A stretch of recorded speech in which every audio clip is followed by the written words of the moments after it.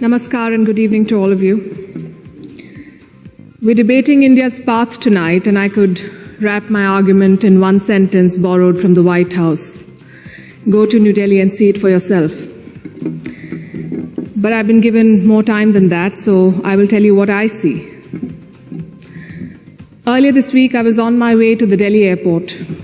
There was a lot of traffic. At one point, the car stopped.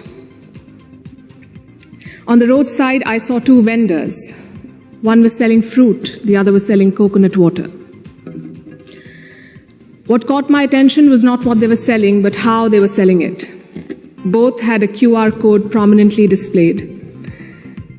And every single customer walked up to them, scanned this QR code and paid for their purchase, every single one of them. To me, this is a picture of today's India. It shows three developments, three of the many developments I shall list out tonight. Number one is financial inclusion. Both the vendors had a bank account linked to their mobile phone. Number two is internet or mobile penetration, what we call Digital India. It was 15% 9 years back. It's 48% today. And number three is the airport traffic. It just keeps swelling even though we are at the receiving end. We see what it shows. From 67 million 9 years back to almost double now. To me, these things signify the path that India is on. The previous speakers have defined emotion well, but in case the evening drinks have kicked in, let me repeat. This House believes Modi's India is on the right path. हम लाते हैं talk shows और unlimited entertainment सिर्फ YouTube पर। अगर आपने अभी तक हमारा चैनल सब्सक्राइब नहीं किया तो अभी सब्सक्राइब करें और बेल आइकॉन को क्लिक करके हमारी लेटेस्ट वीडियोस के बारे में अपडेट जानें। How do you determine if the path is right or wrong? You look at numbers, data, surveys, reports. I shall refer to all of these as I make my arguments. But I also want to dwell on something that's more personal, more important, I think, yet unquantifiable. I'm talking about the experience of living in today's India. I have lived in many Indias. The wary India where exciting policies and positions were abandoned. The self-doubting India where decisions were taken based on global opinion. And today a more confident India where the world comes for leadership and inspiration. You cannot put a premium on that. Indians are more prosperous at home and hence more confident abroad. Let me also tell you what I saw at the airport here in London at the immigration counter. I saw Indians proudly flaunting their passport, none of the fidgeting or self-doubt of the last century. And if I may add, the immigration officer almost looked impressed. She was either a fan of India or just worried that she was holding up one of Rishi Sunak's relatives. We are proud of what we share with the world.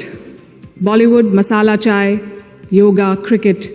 India today is a soft power giant.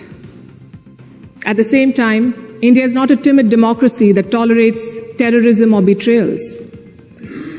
When Pakistani terrorists attacked Kashmir's Pulwama, India carried out surgical strikes on Balakot. Today's India is not a pushover country.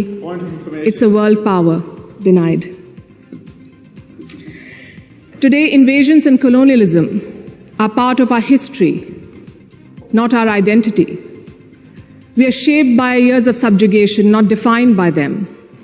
We are excited about our global responsibilities, not wary of them. This change in confidence comes from growth at home.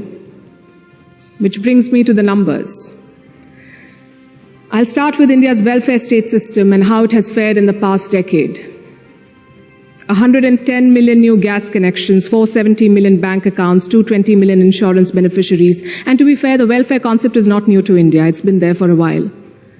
What's new is the approach. It's not just about putting more money in the pocket, it's about empowering people. And the result, once again, the evidence shows in the numbers. India's per capita income has gone from 86,000 rupees in 2014 to 172,000 rupees now. It has doubled. And a big reason for that is the falling inflation. From more than 8% 9 years back to less than 6% today. And this, ladies and gentlemen, is in the middle of a global cost of living crisis. Foreign direct investment is at its highest level. Foreign trade is at its highest level. The growth mantra is connectivity. And I don't have to tell the British that. First thing you did in your colonies was build roads and railways. Our growth story has been about two Indias. The urban India, the bustling urban India, and a sluggish rural India. Today we are trying to connect the two. We are building more than 38 kilometers of highway every day, which is 50% more than what it was 7 years ago. The number of airports has doubled since 2014. The total capacity at seaports has doubled. This connectivity is what is driving India forward. You mentioned GST. Our constitution calls India a union of all states, which is a great tribute to our diversity. But it also meant 28 different state economies, different taxes, different trade practices. This government tried to unify it to create a single Indian market. It took time, but the result is this today. Tax collection is at its highest ever. The number of taxpayers has doubled since 2017. I have a lot of data I could go on, but you get the drift. So now I'm going to talk about India's global position. Because your path is also about your role in the world. Are you a troublemaker or a consensus builder? I think there is no doubt as to where India stands. India is a member of the Quad and the SCO. India is invited to the G7, but is also a member of the BRICS. India rubs shoulders with the West, but also leads the global South. Which other country can claim to juggle these roles? And how does India do it? Because we are not trying to play an outsized role in the world, we are trying to play the right role. In the Russia-Ukraine war, India has not taken sides. And I know it confuses a lot of people here, but back home the thinking is very clear.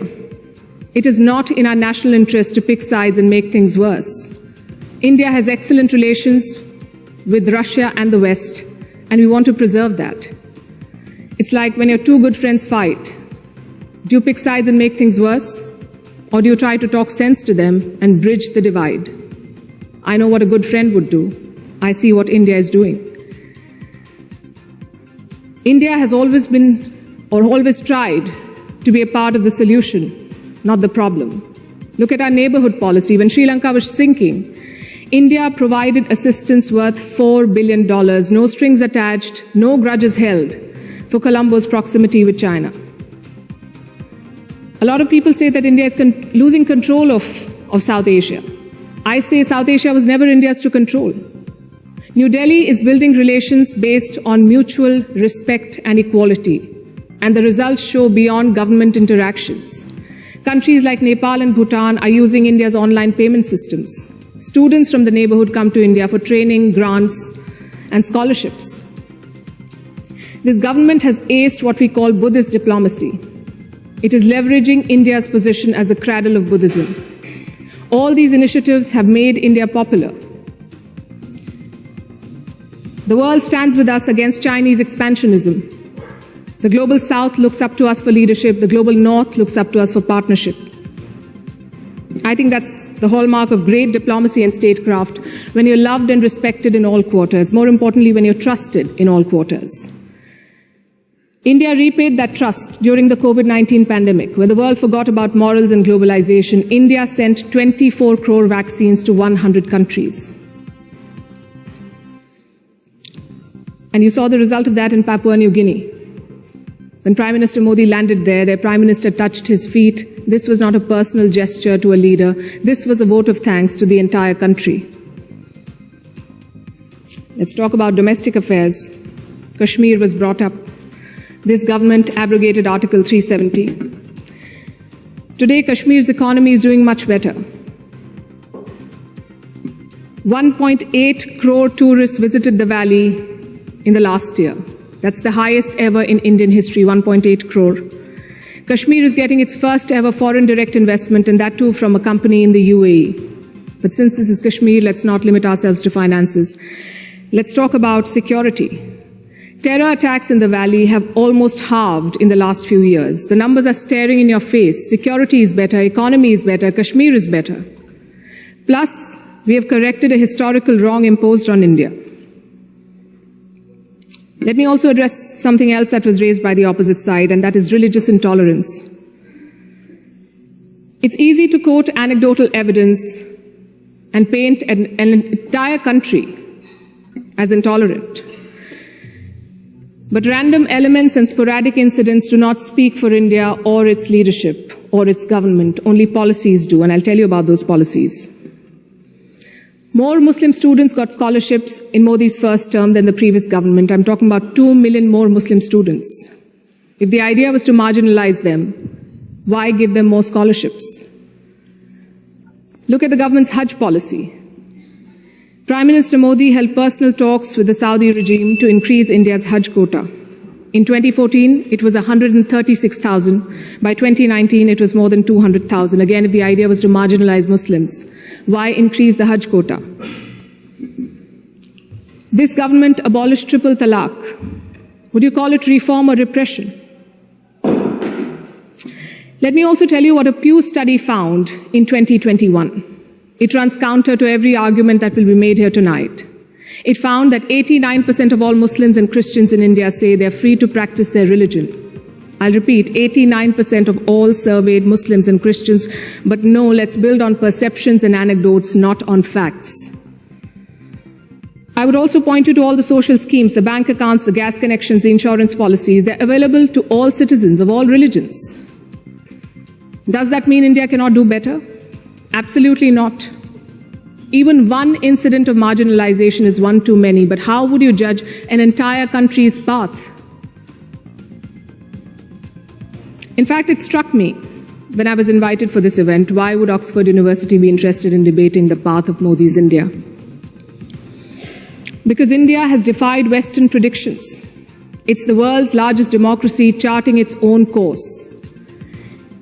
India today has shed the burden of trying to comply with Western constructs. No amount of lecturing or virtue signaling is shaking India's confidence, and that is what unsettles critics.